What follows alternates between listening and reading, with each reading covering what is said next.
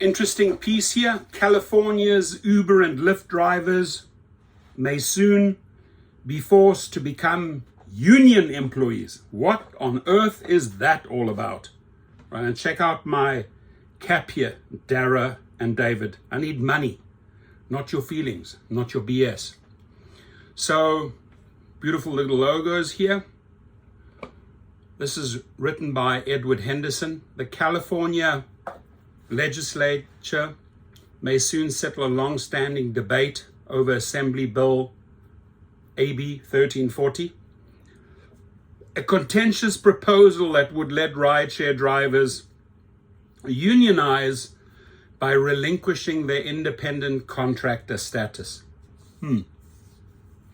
Both sides of this issue have been in a standoff for over 10 years, supporting different bills in the past and challenging them in the California Supreme Court. Ever since Uber launched in 2009, there's been an ongoing debate on whether rideshare drivers are independent contractors as claimed by the apps or bona fide employees as claimed by labor advocates and workers. Paving the way for AB 1340 was a decision surrounding Prop 22 handed down by the California Supreme Court. Gig economy companies had invested millions into Prop 22. After voters approved it, labor advocates began contesting certain aspects of the legislation in court. They eventually scored a victory in the Castellanos versus State of California case that said the ballot measure couldn't prevent future legislation to allow rideshare drivers to unionize. The path to AB 1340 was cleared by a key California Supreme Court decision involving Proposition 22. Gig economy companies had invested millions to pass Prop 22, but after voters approved it, labor advocates challenged parts of the measure in court. They ultimately won a major victory in Castellanos versus State of California, where the court ruled that Prop 22 could not block future legislation allowing rideshare drivers to unionize. AB 1340 seeks to build upon the Castellanos decision. The bill passed out of the Assembly in early June. The Senate Committee on Labor, Public Employment and Retirement later that same month. Opposition to the bill has not backed down as Uber, Lyft, the California Chamber of Commerce and select rideshare drivers have made their voices heard on the issue. A core argument against the bill is that it contradicts the wishes of the voters who supported Proposition 22. Voters approved Prop 22 and the courts upheld the law, yet special interest groups are repeatedly trying to undermine our rights as drivers, said Al Porch, a San Diego rideshare driver quoted in a Protect app-based drivers and services PADS coalition press release shared with California media after the Senate committee approved the bill. It's California Black Media, CBM. Never heard of them.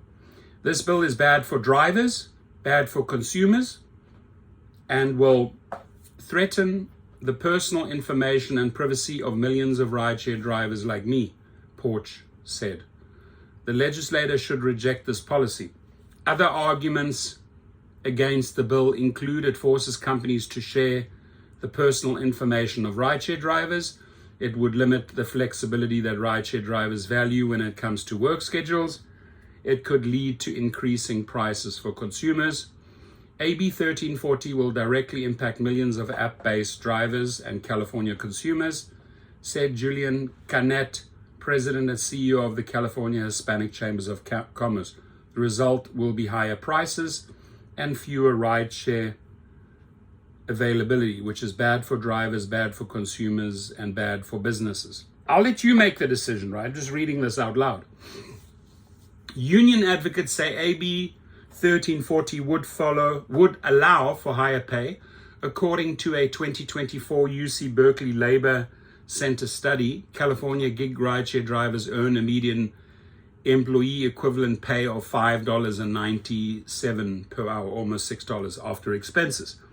Even as average rideshare prices rose over 7% from 2023 to 2024, Uber driver earnings fell 3.4% and Lyft driver earnings dropped 13.9%, according to Gridwise, an app that helps drivers track mileage and optimize earnings. Labor supporters also say that safeguards against arbitrary terminations and safer working conditions would be possible if AB 1340 becomes law. I'm all for those safeguards against arbitrary terminations, wrongful deactivations. We fight them at activationhero.com if you are deactivated. AB 1340 Assembly member Buffy Wicks, Democrat out of Oakland, stated millions of Californians depend on gig rideshare drivers to keep them moving, yet gig rideshare drivers have no seat at the table when decisions about their livelihoods are made. I agree with that. All workers deserve a fair shot in shaping their future with a voice on the job and the ability to bargain for better working conditions. I agree with that. John Mayer, a gig rideshare driver from the Bay Area, believes working for gig companies has been full of broken promises. He's right, including the assurances Uber and Lyft made to voters when they claimed they would increase wages and benefits for drivers. Very true, John. The reality is that the costs of gas and insurance have soared while drivers are seeing a shrinking share of fares. That is correct, said Meha, testifying before the Senate Labor, Public Employment and Retirement Committee during a June 18th hearing at the state capitol in Sacramento. He's right. The flexibility of gig work is a trap. If you just have to work more and more hours to make up for shrinking wages, Meha told members of the committee, I'd like that dude on my show. I'd like to interview you, sir.